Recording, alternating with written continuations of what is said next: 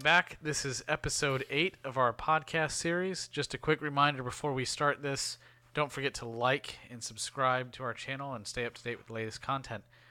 Tonight we're going to be talking about the elections, and I think it's fair to say the Republicans did not do well by any stretch of the imagination. But by no definition can Republicans be happy with this election. Tuesday night they were, because they thought they had picked up about 4 Senate seats. And now Friday night, as we make this video, they may not pick up any. Any at all, just keeping what they have. Right, depending on how this runoff election in Mississippi turns out next month. But I'll tell you what. Wow. Republicans just don't know how to talk to voters. Have they lost touch with their voter base? I don't think they've lost it. I don't think they've ever had it. Trump had it in 2016. He communicated with these coal miners in West Virginia and the steel workers in Pennsylvania and other hourly type tradesmen and workers in Michigan and Wisconsin and the blue collar workers. That's right. But he hasn't been able to get others to be as effective with that as he is. But it's not lost touch. I don't think they've. Is the approach just not there at all? It's not. Oh. It's not. I was talking just this morning with a gentleman by the name of Ramesh Gutap, and I hope to have him. We'll interview him on a future. Oh, I hope so. Podcast sometime. Ramesh came to the United States from India some years ago with $18 in his pocket. Well, it's not a lot of dollars. And it's not a lot of dollars. And just recently, he told me this morning he sold his pharmaceutical company that he had built up here in the country and employing lots of people. And Ramesh is a fellow who will stand up and just talk about this wonderful American opportunity and That's how amazing. How he says it's so easy to make money in this country. I wish more people appreciated it like he does. Yeah, I wish I were one of them. Yeah. I could do that. But anyway, I was telling him I have relatives who are very left-wing people who would never, ever, under any circumstance, vote for anybody other than a Democrat.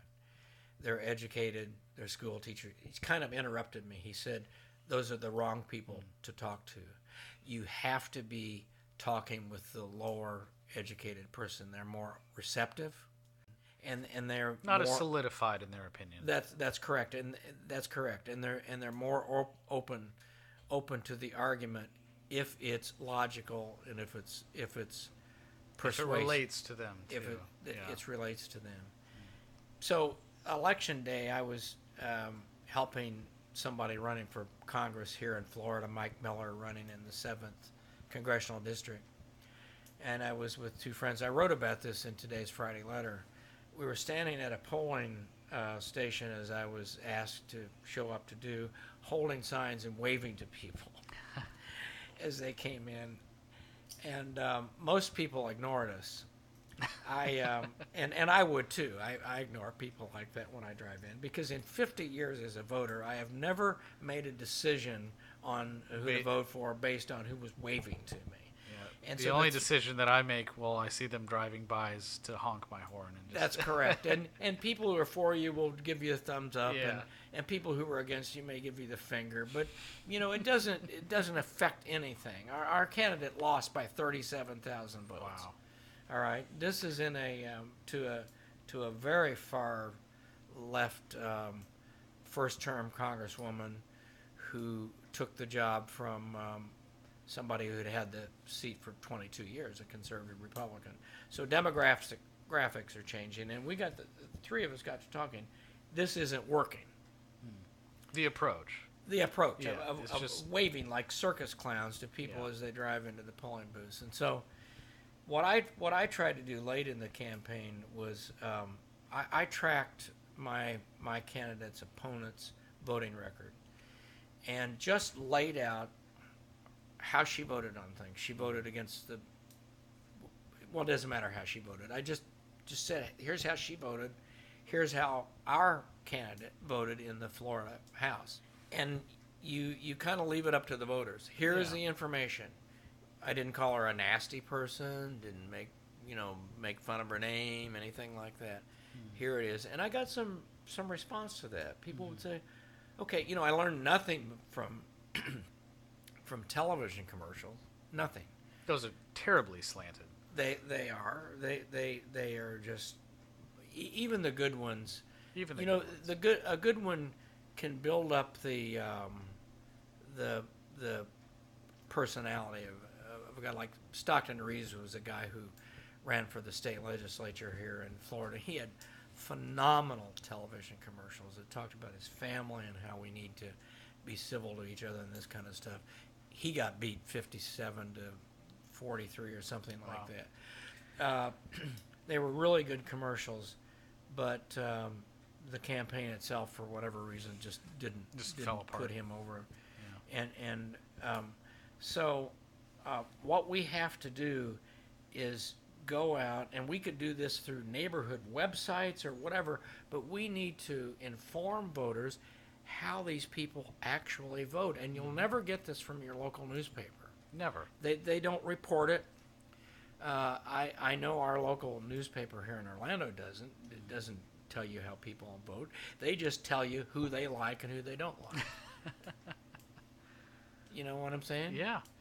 All right. So, anyway, I was talking with Ramesh this morning. I got sort of sidetracked here.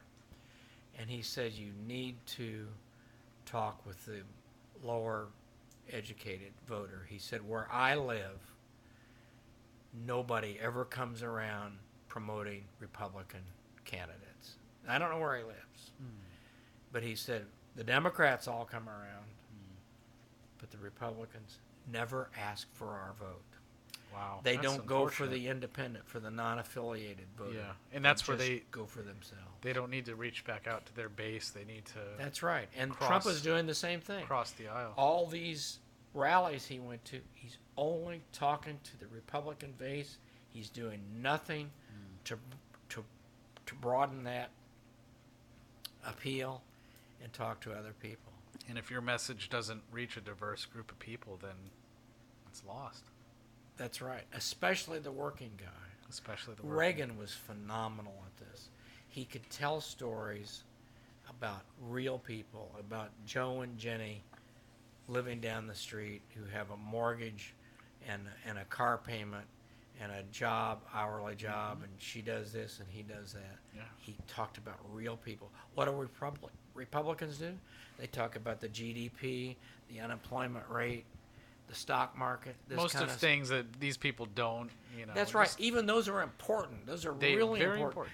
Our unemployment, and Trump, I will hand this to him, did a really good job in saying black employment is the lowest it's ever been. Hispanic unemployment, is the lowest it's ever been. Those are all important, but what Republicans have to do is learn how to tell these stories in a way that relates to they have to tell concrete stories that relate to these people individually. Don't tell me the unemployment rate is 3.7%.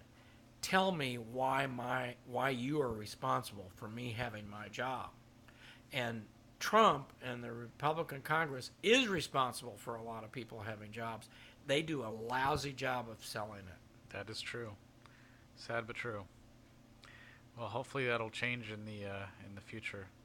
Well, if it does, I'll be amazed. Yeah. Because it hasn't in the 50 years I've been, well, actually going back to high school and more like 60 some years I've been following it hasn't changed. Wow. It hasn't changed. All right. So maybe our viewers can give us some we'd love some feedback. Feel free to drop us a comment in the comment section below, or reach out to us via email. Steve, what's your email address? Yeah, combs@stevecombs.us. And I will give you a free subscription to the Friday Letter. Free. If you'll just send an email. combs@stevecombs.us. All right. Well, thanks, everybody. Catch us next time, and we'll be here. We will. And I'm Steve Combs, reporting for the News Guardian.